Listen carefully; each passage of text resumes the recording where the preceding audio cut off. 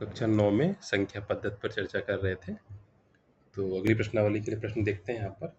तो ये संख्या रेखा से संबंधित है। संख्या रेखा पर वे सभी संख्याएं ज्ञात कीजिए जो असंविका mod of x less than 2 को संतुष्ट करें। देखिए इसके पढ़ते क्या है, ये जो निशान है ये मॉड है, निरपेक्ष मान हिंदी में, तो इसको पढ़ते हैं मॉड ऑफ x। ये छोटे का निशान है लेस देन 2। x का निरपेक्ष मान यहाँ पर जो 2 से छोटा है। तो निरपेक्ष मान x का मतलब होता है कि x के हमारे यहाँ पर दो मान हो सकते हैं, एक प्लस x और एक माइनस x। ये हमेशा ध्यान रखना है। प्लस x होगा तब भी उसका मॉड जो है मॉड ऑफ निरपेक्ष मान x होगा। माइनस में x है अगर, तो उसका निरपेक्ष मान तब भी जो है हमारा x होगा। तो यहाँ पर अगर हम मॉड का निशान हटाएंगे तो हमारे दो समीकरण तैयार होंगे। एक क्या तैयार होगा, प्लस का x 2 से छोटा, दूसरा क्या तैयार होगा, माइनस का x 2 से छोटा। अब यहाँ पर देखें, जब प्लस एक्स 2 से छोटा है ये तो ठीक है, माइनस एक्स 2 से छोटा है, इसमें हम क्या करें, माइनस से दोनों ओर गुणा कर दें, गुणा। तो जब गुणा करेंगे तो ये निशान है ये बदल जाएगा। अब हो जाएगा माइनस एक्स को जब एक्स से गुणा करेंगे तो एक्स बन गया, 2 को जब माइनस से गुणा करेंगे तो -2, और ये निशान जो है अब पलट करके एक्स की तरफ बड़ा हो जाएगा। इसको हम लोग इस ऐसे समझेंगे जैसे 5 बड़ा है 0 से, लेकिन जब माइनस से गुणा करेंगे तो -5 क्या हो जाएगा, 0 से छोटा हो जाएगा। तो जो इक्वलिटी का निशान है ये बदल जाता है। तो यहाँ पर हमारे दो इंटरवल निकले, एक x जो है 2 से छोटा है और एक x जो है -2 से बड़ा है। तो यहाँ पर हमारे दो निशान निकले हैं, -2 से बड़ा और 2 से छोटा।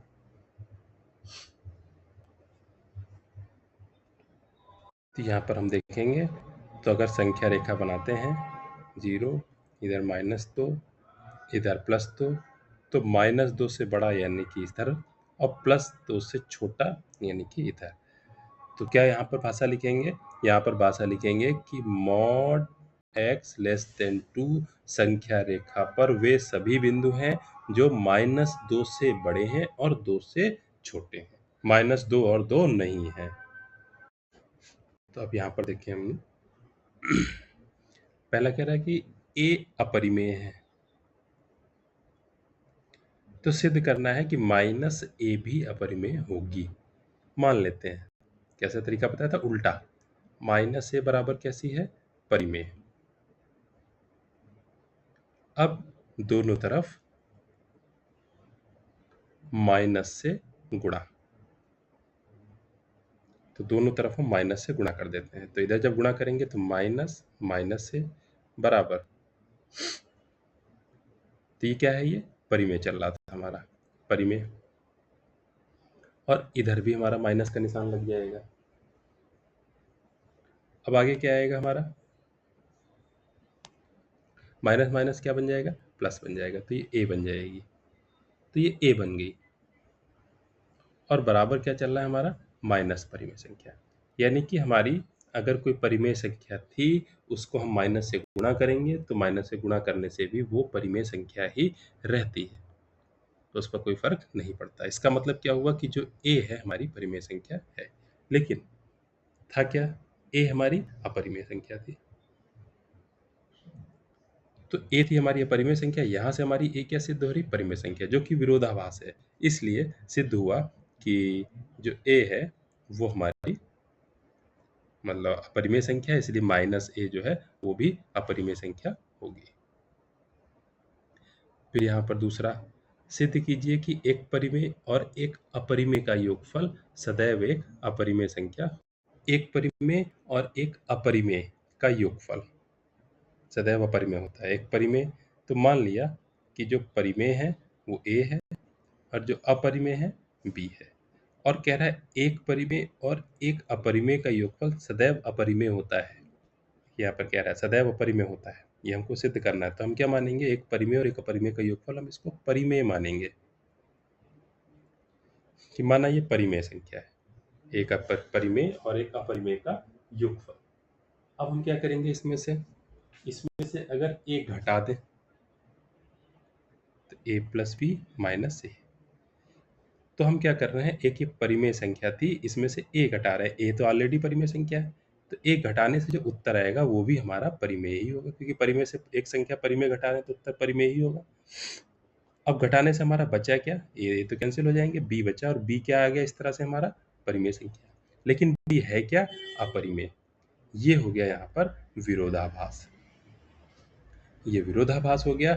इस तरह से जो हमारी धारणा थी वो गलत थी। तो एक परिमेय और एक अपरिमेय का योगफल एक अपरिमेय संख्या ही होगा। फिर इसी तरह से अगला, एक शून्यत्तर परिमेय संख्या और एक अपरिमेय संख्या का गुणनफल एक अपरिमेय होता है।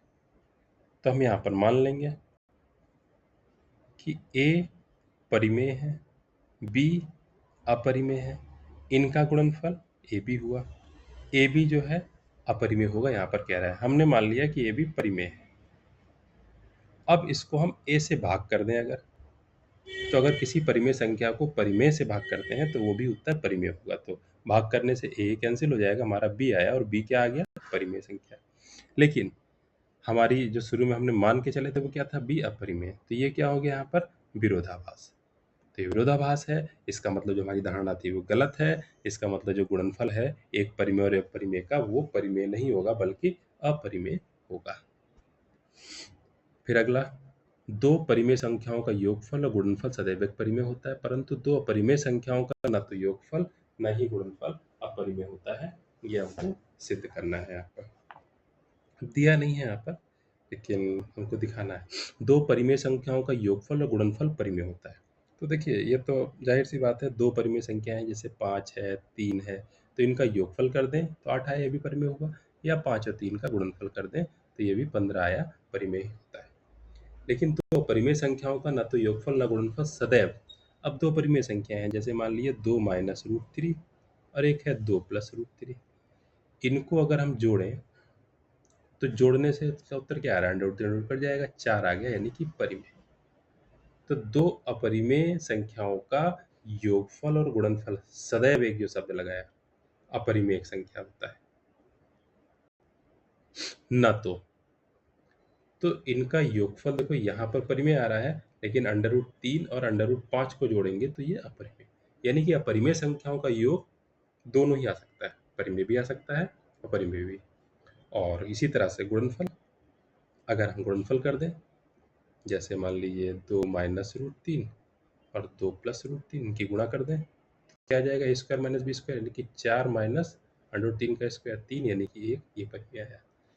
और अंडर रूट 3 और अंडर रूट 5 की गुणा कर दें तो अंडर रूट 15 आ गया, यह अपरिमेय है। यानी कि दो अपरिमेय संख्याओं का गुणनफल अपरिमेय भी हो सकता है और परिमेय भी हो सकता है। फिर अगला है, अंडर रूट 3 का एक परिमेय सन्निकट मान दशमलव के दो स्थानों तक शुद्ध ज्ञात कीजिए। अब ये तरीका है, हमको यहाँ पर ये देखना पड़ेगा। पहले तो अंडर रूट 3, अब 3 हम देखें यहाँ पर किन किन दो वर्गों के बीच में होगा। एक का वर्ग 1, दो का वर्ग 4, तो 1 और 4 के बीच में होगा, यानी 1 से बड़ा 4 से छोटा।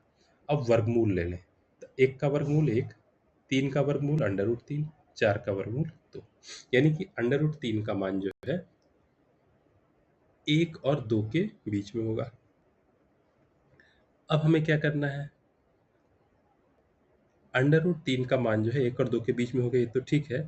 अब हमें एक संख्या देखनी है कि 1 के आगे कौन कौन संख्या होती है, 1.1, 1.2, 1.3, 1.4, 1.5, 1.6, 1.7, 1.8, 1.9 और फिर 2। इनमें से किस संख्या का वर्ग करें कि अंडर रूट 3 के वर्ग से कम रहे, वर्गमूल से। तो यहाँ पर हम देखेंगे 1.7, 1.7 का अगर वर्ग करते हैं, 1.7 का वर्ग, तो ये हो जाएगा 2.89। तो 1.7 का वर्ग ये 3 से कम है, यहाँ पर 2.89। तो ये हमारा 1.7 का जो वर्ग है ये बराबर हमारा 2.89 है, ये हमारा 3 से कम है। और इधर क्या है, 1.8 का अगर वर्ग करें, 1.8 का वर्ग जो है ये हमारा 1.324, तो ये 3 से ज़्यादा है। अब फिर से हम वर्गमूल ले लें, तो इसका, इसका, इसका वर्गमूल। ये गुणा हमें निकालनी पड़ेगी। तो 1.7 लेस देन √3 लेस देन 1.8।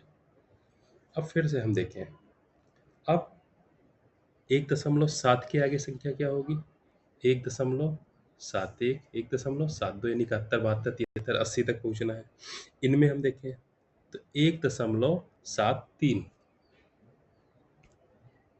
अब ये गुणा करके देखनी पड़ेगी। 1.73 का अगर हम वर्ग कर दें, यानी कि 1.73 को 2 बार गुणा कर दें, तो होता है 2.9929। और 1.74 को अगर हम गुणा करें, तो ये हमारा होता है 3.0276। ये हमको गुणा देखनी पड़ेगी, यानी कि √3 जो है हमारा 1.73 से बड़ा होगा और 1.74 से छोटा होगा। दशमलव के 2 स्थानों तक इसका सन्निकट मान पूछ रहे हैं। तो अब ये देखेंगे, इसमें से 2.9926, 3.0276 में से 3 के निकट कौन होगा? 1.73। तो √3 का मान जो है दशमलव के 2 स्थानों तक 1.73 हमारा हो जाएगा।